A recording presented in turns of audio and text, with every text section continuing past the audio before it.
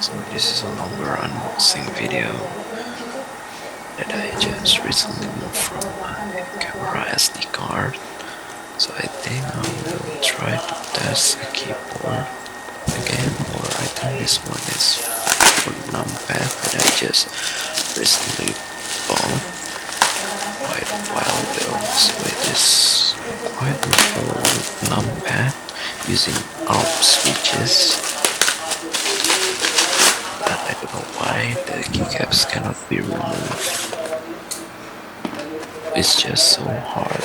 I don't know, but thankfully it is quite cool keycap, so it's retro, kind of like IBM Model M keyboard, but it's quite expensive keyboard right now since there's always target by collector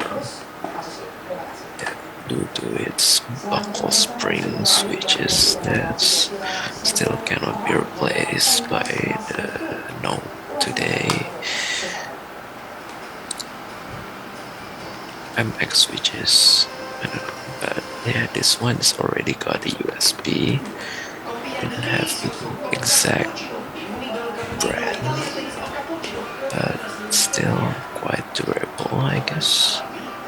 Yeah, since it is very standard, so it has rattling in the stabilizer keycaps, but it's okay because it is quite hard to find a layout that has a numpad and an arrow keys, unless it is, even for non-mechanical ones, it is quite expensive to buy this kind of layout. So yeah, I tried to test it on the test keyboard online as well using my